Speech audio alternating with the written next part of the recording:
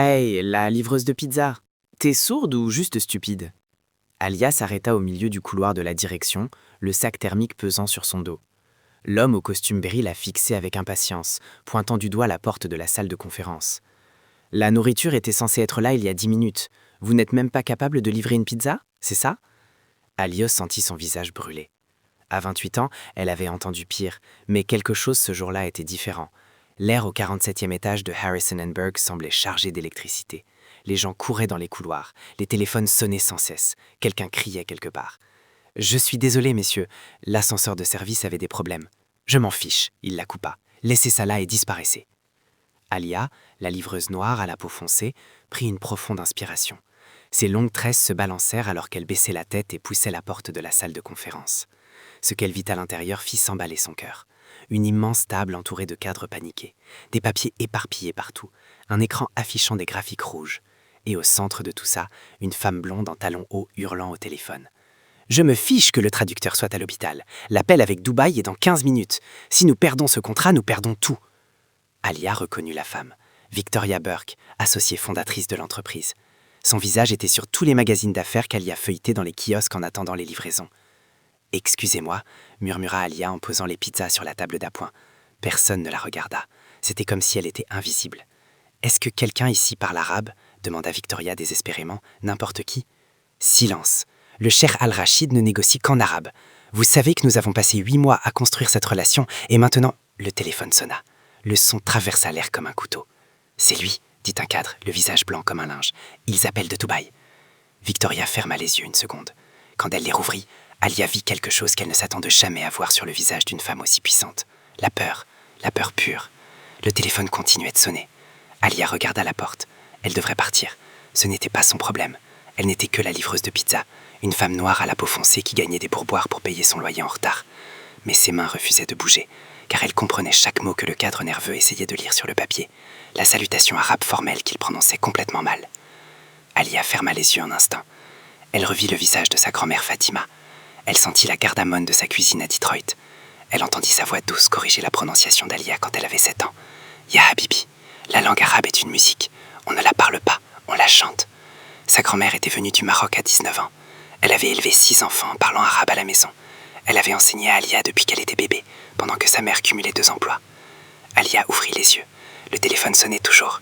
Victoria Burke fixait l'appareil comme s'il s'agissait d'une bombe sur le point d'exploser. Et puis, sans réfléchir, Alia s'avança. « Je parle arabe. » Toutes les têtes se tournèrent. Le silence qui suivit fut le plus lourd qu'Alia ait jamais connu. Victoria la toisa de haut en bas. Le sac thermique, l'uniforme rouge de la pizzeria, les tresses, la peau noire. « Vous !» Le ton était pure incrédulité. La livreuse de pizza. Alia ressentit chaque mot comme une gifle, mais elle ne recula pas. « Ma grand-mère était marocaine, dit-elle fermement. J'ai appris l'arabe avant d'apprendre l'anglais. » Le téléphone sonnait pour la 5e fois.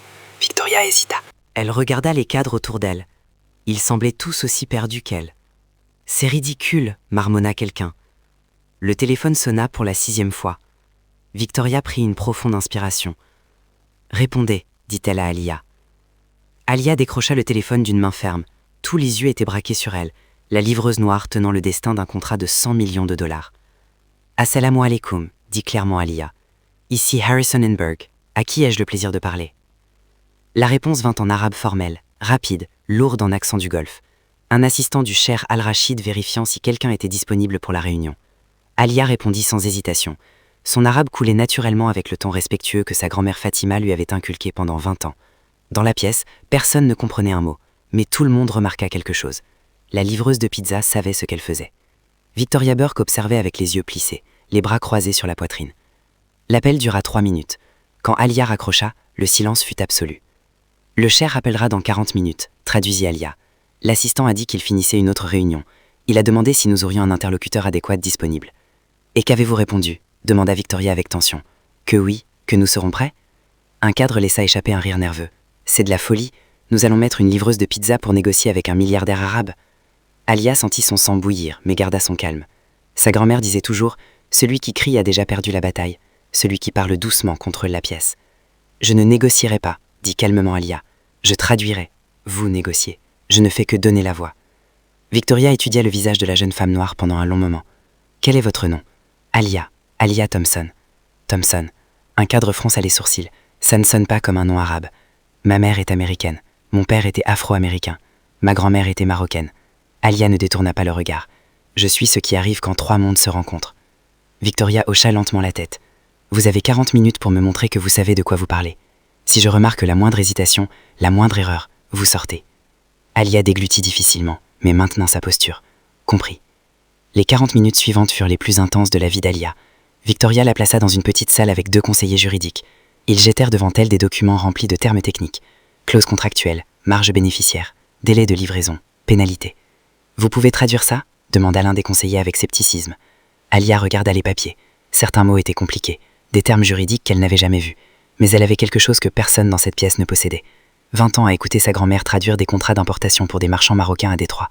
Fatima Thompson n'était pas juste une grand-mère aimante. C'était une femme d'affaires qui avait dirigé un réseau d'importation d'épices pendant 3 décennies. Et elle avait enseigné à Alia non seulement la langue, mais l'art de la négociation arabe. Le cher commencera par une conversation légère, dit Alia en passant en revue les documents. Il demandera des nouvelles de la famille, de la santé, du temps. Ce n'est pas une perte de temps, c'est pour établir la confiance. Le conseiller haussa les sourcils. Comment savez-vous cela ? Parce que ma grand-mère a négocié avec des hommes comme lui toute sa vie. Alia pointa une clause du contrat. Et cette partie ici va poser problème. Vous demandez un paiement à 60 jours. Dans le Golfe, la norme est de 90. Il trouvera cela irrespectueux. Victoria, qui était entrée silencieusement, s'arrêta derrière Alia. Comment connaissez-vous les délais de paiement dans le Golfe ? Alia se tourna pour lui faire face. Ma grand-mère est morte il y a 2 ans. Elle a laissé une entreprise d'importation que j'ai essayé de maintenir à flot. Sa voix flancha un instant. Je n'ai pas pu. J'ai tout perdu. C'est pour ça que je livre des pizzas. Le silence qui suivait était différent des précédents. Ce n'était pas du jugement. C'était de la compréhension. Victoria tira une chaise et s'assit à côté d'Alia. Dites-moi plus sur cette clause. Dans les 20 minutes qui suivirent, Alia expliqua des nuances culturelles qu'aucun MBN enseignait. La valeur de commencer les réunions par des questions personnelles, l'importance de ne jamais interrompre, le poids d'une promesse verbale dans la culture arabe. Les cadres prenaient des notes frénétiquement. « Pourquoi n'avez-vous jamais travaillé là-dedans » demanda l'un d'eux. « La traduction d'entreprise paye très bien. » Alia haussa les épaules, mais ses yeux racontaient une autre histoire. « J'ai essayé. J'ai envoyé des CV à des dizaines d'entreprises. » Elle lissa son uniforme rouge de pizzeria. « Mais personne n'embauche une traductrice qui n'a pas de diplôme universitaire. Peu importe si je parle 3 langues couramment. Sans le papier, je suis invisible. » Victoria ouvrit la bouche pour dire quelque chose, mais le téléphone de la salle sonna. C'était l'appel de Dubaï. Le cheikh Al-Rachid était en ligne. Alia, la livreuse noire à la peau foncée avec de longues tresses et un uniforme de pizzeria, regarda Victoria Burke. « Prête ?» demanda Victoria. Alia pensait à sa grand-mère, à la cuisine sentant la cardamome, aux nuits passées à étudier l'arabe pendant que les autres enfants regardaient la télévision, aux années de lutte invisible. « Je suis née prête », répondit-elle. La voix du cheikh Al-Rachid remplit la pièce via le haut-parleur. C'était une voix grave, mesurée, chargée d'autorité. Il commença exactement comme Alia l'avait prédit, demandant des nouvelles de la santé de Victoria, de sa famille, du temps à New York. Alia traduisait chaque mot avec précision, maintenant le ton respectueux que l'occasion exigeait. Victoria répondit, en suivant les instructions qu'Alia avait données quelques minutes plus tôt, calmement, gentiment, sans précipitation. Les cadres autour de la table respiraient à peine. 15 minutes passèrent en conversation légère. Certains dans la pièce commençaient à s'impatienter, mais Alia savait que c'était essentiel. Dans la culture arabe, les affaires ne se faisaient pas entre étrangers, elles se faisaient entre personnes qui se faisaient confiance. Enfin, le cheikh changea de ton. « Maintenant, concernant le contrat, dit-il en arabe, j'ai quelques préoccupations. » Alia traduisit. Victoria hocha la tête et fit signe au conseiller juridique. Ce qui suivit fut une danse délicate. Le cheikh questionnait les clauses, les délais, les garanties. Victoria répondit, et Alia traduisait, mais pas seulement les mots. Elle traduisait les intentions, adoucit les termes qui pouvaient sembler agressifs, ajoutait des expressions de respect là où l'anglais direct échouait. Puis vint la clause du délai de paiement. 60 jours est inacceptable, dit le cheikh, la voix plus froide. Cela suggère de la méfiance, comme si vous vous attendiez à ce que je ne tienne pas parole. Alia traduisit. Victoria blêmit. Nous pouvons ajuster à 90 jours, dit Victoria rapidement. Alia était sur le point de traduire quand le cheikh continuait de parler. Qui est cette traductrice ? Sa voix m'est familière. Alia sentit son cœur s'arrêter. Victoria la regarda, confuse. Il veut savoir qui vous êtes, chuchota-t-elle. Alia prit une profonde inspiration. Je m'appelle Alia Thompson, dit-elle en arabe. Je suis juste une assistante temporaire. Il y eut un silence à l'autre bout du fil. Thompson, répéta le cheikh lentement. Votre famille est-elle de Détroit ? Le sang d'Alia se glaça. Oui, monsieur. Êtes-vous la petite fille de Fatima Al-Fars ? La pièce entière sembla rétrécir. Les cadres se regardèrent sans comprendre. Victoria fronça les sourcils. Oui, répondit Alia, sa voix presque un murmure. C'était ma grand-mère. Le cheikh laissa échapper une longue expiration. Fatima Al-Fars a sauvé ma famille il y a 40 ans. Le silence qui suivit fut absolu. Alia sentit les larmes monter, mais les retint. J'étais jeune, continua le cheikh en arabe. Mon père venait de mourir. Des hommes puissants voulaient s'emparer de notre entreprise. Personne ne voulait nous aider. Il fit une pause. Sauf une marchande marocaine à Détroit qui nous a fait crédit quand tout le monde nous fermait ses portes. Fatima Al-Fars. Alia se souvenait vaguement d'une histoire que sa grand-mère racontait sur une famille du Golfe qu'elle avait aidée il y a des décennies. Elle n'avait jamais imaginé que c'était cette famille. « Ma grand-mère n'a jamais mentionné votre nom ?» dit Alia en arabe. Elle disait qu'aider les autres n'était pas quelque chose à garder en mémoire, c'était quelque chose à garder dans le cœur. Le cheikh rit doucement. Elle disait exactement cela, mot pour mot. Victoria toucha le bras d'Alia. « Qu'est-ce qui se passe ?» chuchota-t-elle. Alia ne put répondre. Les larmes coulaient maintenant librement sur le visage de la jeune femme noire. Le cheikh parla de nouveau. « Alia, petite fille de Fatima, travaillez-vous pour cette entreprise ?» Alia regarda son uniforme de livraison rouge, le sac thermique abandonné dans un coin de la pièce. « Non, monsieur, je ne faisais que livrer une pizza. » Un moment de silence. Puis le cheikh fit quelque chose à quoi personne ne s'attendait. Il rit. Un rire profond et authentique. La petite fille de Fatima Al-Fars livrant des pizzas à New York. Il soupira. Le monde est parfois cruel envers les mauvaises personnes. Victoria faisait des signes frénétiques pour qu'Alia traduise. Il a dit que, commença Alia, Mademoiselle Burke, l'interrompait le cheikh, maintenant dans un anglais au fort accent. Je comprends plus que je n'y parais. Les yeux de Victoria s'écarquillèrent. Le cheikh continua. Je signerai votre contrat, mais j'ai une condition. Victoria redressa sa posture. Quelle condition ? Alia Thompson sera responsable de toute communication entre nos entreprises. Elle sera notre pont. Si elle ne fait pas partie de l'accord, il n'y a pas d'accord. Le silence dans la pièce était assourdissant. Victoria regarda Alia, la livreuse noire à la peau foncée avec de longues tresses, portant toujours l'uniforme rouge de la pizzeria. Alia, à son tour, n'arrivait pas à traiter ce qu'elle entendait. « Cheikh, dit Victoria prudemment. Alia n'est pas une employée de notre entreprise. Alors embauchez-la, répondit-il simplement, ou trouvez une autre entreprise pour vos affaires à Dubaï. » L'un des cadres, celui même qui avait appelé Alia « pizza livreuse » dans le couloir, s'étouffa avec son propre café.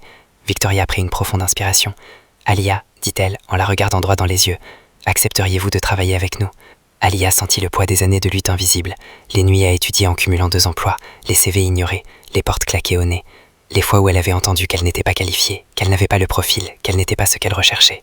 Et maintenant, l'un des plus grands cabinets de conseil du pays lui demandait si elle accepterait de travailler avec eux à cause d'un appel qu'elle avait failli ne pas prendre, à cause d'une grand-mère qu'elle pensait avoir perdue à jamais. « Oui, dit Alia, j'accepte. » De l'autre bout du fil, le cher Al-Rachid prononça ces derniers mots en arabe. « Fatima serait fière de toi, Habibi. » Alia sourit à travers ses larmes. « Je sais qu'elle l'est. » L'appel se termina à 16h47. Alia resta au même endroit pendant un long moment, le téléphone toujours à la main. Autour d'elle, les cadres se regardaient, ne sachant comment réagir. Victoria Burke fut la première à bouger. « Tout le monde dehors, dit-elle fermement. J'ai besoin de 5 minutes avec Alia, seule. » La pièce se vida en quelques secondes. Le cadre qui l'avait insulté dans le couloir passa sans pouvoir lever les yeux. Quand la porte se ferma, Victoria tira une chaise et s'assit en face d'Alia. « Vous réalisez ce qui vient de se passer ?» Alia, la jeune femme noire à la peau foncée, secoua lentement la tête. « Je suis encore en train de traiter l'information. » Victoria croisa les mains sur ses genoux. « Pendant 8 mois, toute mon équipe a travaillé sur ce contrat. Les meilleurs avocats, les meilleurs négociateurs, des consultants de Dubaï qui coûtaient une fortune. » Elle fit une pause. « Et en 40 minutes, vous avez fait ce qu'aucun d'eux n'a pu faire. » Alia ne répondit pas. Elle ne savait pas quoi dire. « Ce n'était pas seulement l'arabe, continua Victoria. C'était la façon dont vous parliez, la façon dont vous compreniez la culture, la façon dont vous lui avez inspiré confiance. » Alia pensa à sa grand-mère, aux après-midi interminables dans sa cuisine, à pratiquer la prononciation pendant que Fatima préparait le dîner, aux histoires sur les marchands du Maroc, sur l'honneur, sur l'importance de tenir sa parole. « Ma grand-mère disait que la langue n'est pas juste du vocabulaire, dit finalement Alia. C'est une âme. Quand vous parlez la langue de quelqu'un, vous ne faites pas que communiquer, vous respectez. » Victoria hocha lentement la tête. « Votre grand-mère était une femme sage. C'était la femme la plus sage que j'ai jamais connue. » Victoria se leva et marcha vers la fenêtre. Le soleil de l'après-midi peignait New York en or. « Quand vous avez envoyé des CV aux entreprises de traduction, la mienne en faisait-elle partie ?» Alia hésita. « Oui, 3 fois au cours des 2 dernières années. » Victoria ferma les yeux un instant. « Et nous ne vous avons jamais appelé pour un entretien. Jamais. » Le silence entre elles pesait comme du plomb. Vous savez ce qui est le plus ironique? Victoria se tourna pour lui faire face. Nous avons un département entier dédié à la recherche de talents issus de la diversité. Nous dépensons des millions à un programme d'inclusion. Et la personne la plus qualifiée que j'ai jamais vue pour ce rôle livrait des pizzas dans mon immeuble. Alia sentit un piassement au cœur, non pas de colère, mais de quelque chose de plus complexe. Quelque chose qui ressemblait à la validation et à la tristesse en même temps. « Je ne veux pas d'un emploi par pitié », dit-elle fermement, ou par culpabilité. Victoria sourit pour la première fois depuis le début de toute cette histoire. « Elia, vous venez de sauver un contrat de 100 millions de dollars. Le cher Al-Rachid a personnellement exigé que vous fassiez partie de l'accord. » Elle croisa les bras. « Ce n'est pas de la pitié, c'est du mérite. » Une semaine plus tard, Elia entra dans le même immeuble où elle livrait des pizzas. Mais cette fois, elle ne portait pas l'uniforme rouge. Elle portait un blazer bleu marine que l'avait acheté avec sa dernière paie de livraison. Ses longues tresses étaient tirées en arrière en un chignon élégant. Son badge indiquait « Alia Thompson, directrice des communications internationales ». Le garde de sécurité qui la regardait à peine auparavant la salua maintenant par son nom. « Bonjour, mademoiselle Thompson ». Alia sourit. « Bonjour, Marcus ». Dans l'ascenseur, elle pensait à appeler sa mère, mais elle décida d'attendre. Elle voulait le lui dire en personne. Elle voulait voir son visage quand elle l'apprendrait. Elle voulait qu'elle comprenne que tous ses sacrifices, les nuits blanches, les 2 emplois, les années de lutte, en avaient valu la peine. 3 mois plus tard, Alia s'envola pour Dubaï pour la première fois. Le cheikh Al-Rachid l'a reçue personnellement dans son bureau. Sur son bureau, il y avait une vieille photographie en noir et blanc. Alia la reconnut immédiatement. C'était sa grand-mère, Fatima, jeune, souriante, debout devant un petit magasin à Détroit. « Elle m'a donné cette photo en 1985, dit le cheikh, le jour où elle m'a fait crédit alors que personne d'autre ne le voulait. J'étais un garçon effrayé, essayant de sauver l'entreprise de mon père décédé. C'était une femme qui me connaissait à peine. Il toucha le cadre avec révérence, et pourtant, elle m'a fait confiance. » Alia sentit les larmes revenir. Elle ne m'a jamais raconté l'histoire complète. « Parce que votre grand-mère n'aidait pas les gens pour qu'on se souvienne d'elle. » Le cheikh la regarda droit dans les yeux. Elle aidait parce que c'est ce qu'elle était. Alia toucha doucement la photo.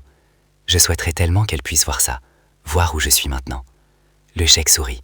« Rabibi, elle peut le voir, j'en suis certain. » 1 an plus tard, Alia créa un programme de bourse pour les jeunes issus de communautés marginalisées qui voulaient étudier les langues et le commerce international. Elle l'appela la Fondation Fatima. Lors de la cérémonie d'inauguration, sa mère pleura. Victoria Burke prononça un discours. Le cheikh Al-Rachid envoya un message vidéo depuis Dubaï. Mais le moment le plus important vint après, quand Alia se tint seule sur scène. Elle regarda le public rempli de jeunes gens, beaucoup d'entre eux noirs et bruns, beaucoup d'entre eux issus de familles comme la sienne. « Ma grand-mère m'a appris que la langue est un pont », dit Alia dans le micro. « Mais elle m'a aussi appris quelque chose de plus important, que la valeur d'une personne ne réside pas dans le diplôme qu'elle possède ou l'uniforme qu'elle porte. » Elle fit une pause. « Il y a 1 an, j'étais invisible. Je livrais des pizzas dans des immeubles où les gens comme moi n'entraient que par la porte de service. Et puis un jour, j'ai eu la chance de montrer qui j'étais vraiment. » Elle regarda ses mains, les mêmes mains qui portaient des boîtes de pizza et qui signaient maintenant des contrats internationaux. « Beaucoup d'entre vous sont là où j'étais, se battant pour être vus, se battant pour prouver qu'ils méritent une chance. » Alia sourit. « Je suis ici pour vous dire que vous la méritez, et que parfois le pont qui changera votre vie est construit avec quelque chose que vous avez déjà en vous. » Elle prit une profonde inspiration. « Ma grand-mère Fatima a planté une graine en moi quand j'étais enfant, une graine faite de mots, d'histoire, d'amour.